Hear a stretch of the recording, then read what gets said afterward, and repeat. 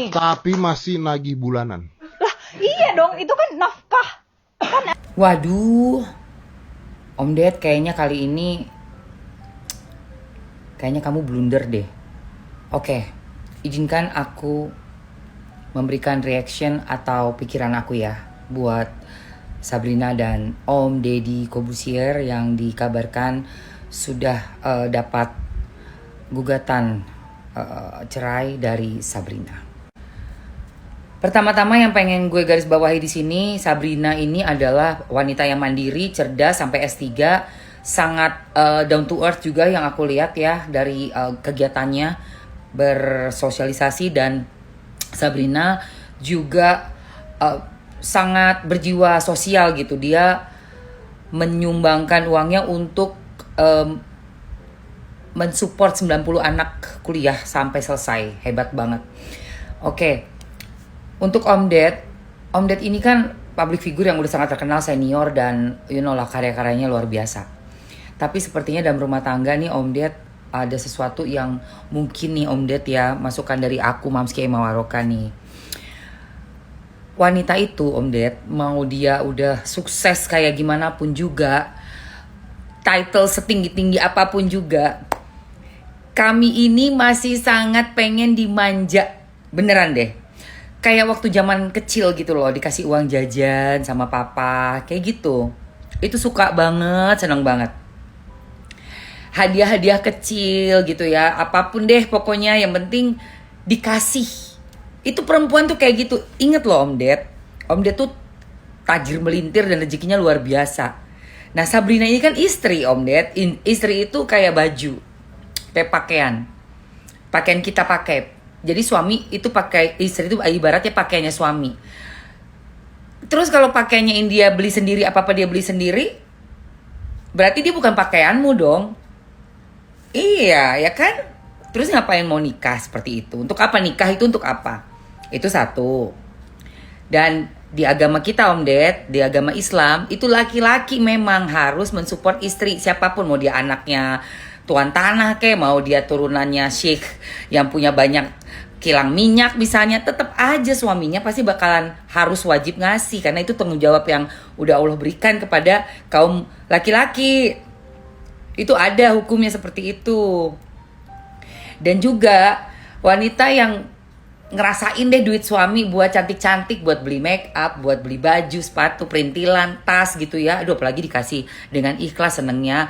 Itu ngangkat tangan begini nih.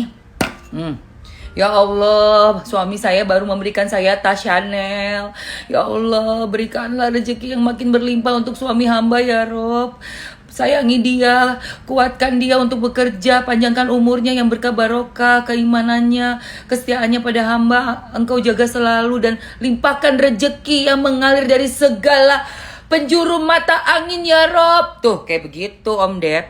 Langsung deh tuh diijabah sama Allah, karena doa istri yang bahagia, yang ngangkat tangannya setelah sholat gitu ya. Atau nggak usah gitu deh, kita lagi apalah santai gitu, terus tiba-tiba suami datang kiss, nih aku ada ini hadiah, kayak gitu aja tuh. Atau kamu masih ada nggak uangnya misalnya gitu, care aja deh ya kan. Belum tanggal 30 atau tanggal 1 awal bulan udah ditanya. Aduh ya Allah, itu pasti spontan langsung doa.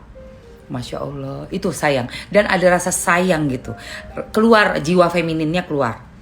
Tapi kalau semuanya sendiri, bisa beli sendiri, nggak pernah ditanyain, nggak pernah diurusin, udah ada orang-orang yang ngurusin, nggak ada touchnya sama kita, terus mau ngapain? Cuman jalan, ya mending jalan sama temen, tidur, ngelayanin. Aduh males banget. Cewek kan kalau lagi bete dingin badannya, aduh udah kayak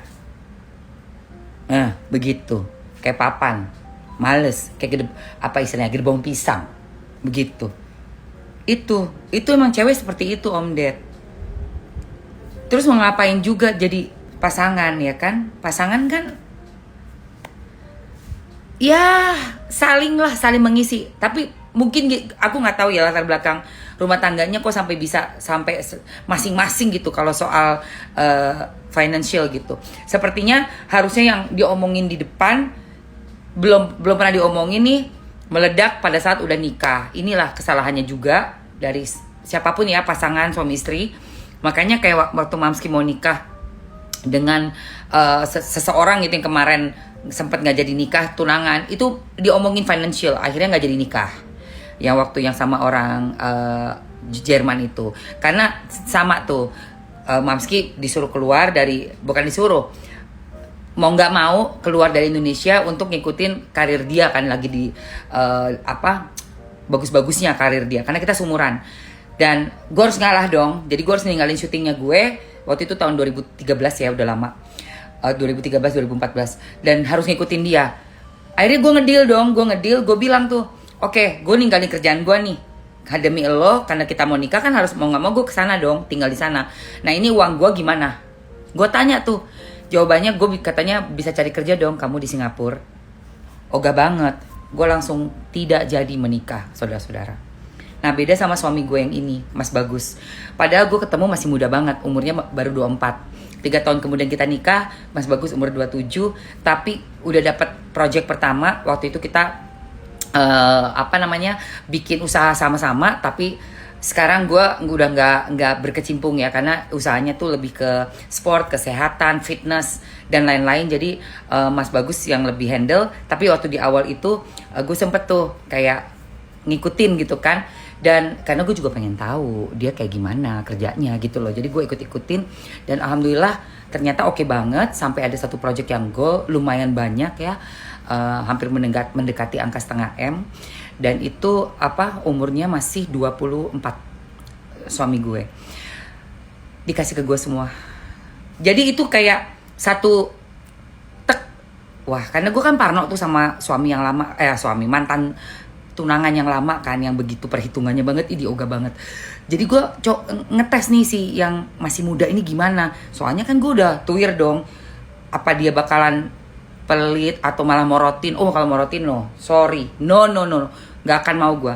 Tapi ternyata tidak sama sekali, semua kekhawatiran gue dikasih bleng itu, duta itu. Makanya dari tahun 2000, waktu itu tahun berapa ya, 2017, begitu gue tahu, oh iya baru gue mau pacaran sampai 3 tahun.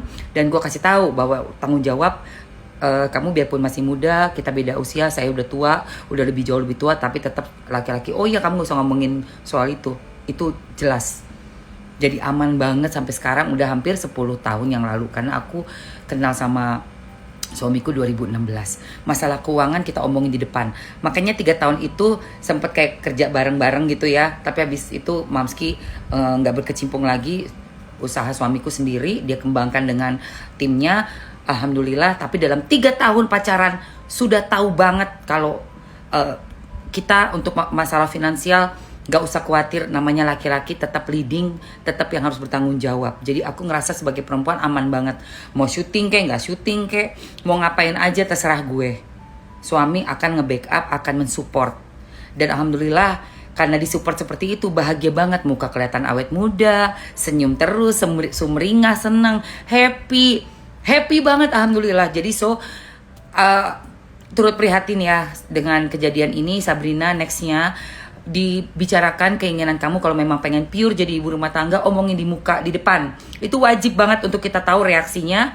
Dan jawabannya si laki, si cowok ini ya memang itu yang kita pegang gitu loh di awal. Kalau dia pun memang gak sanggup, pasti juga akan mundur di awal. Jadi gak ngabisin waktu sampai harus nikah dulu, gua buang-buang uang seperti itu.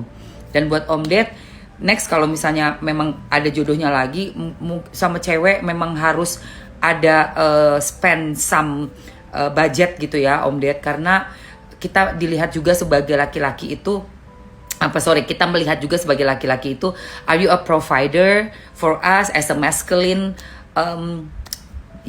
gendernya gitu loh. Bukan equality gender seperti yang dibilang berarti lu duit gua, nggak kayak begitu. Di Islam nggak ada equality gender soal uang. Tetap laki-laki yang harus mensupport berapapun yang mereka sanggup gitu.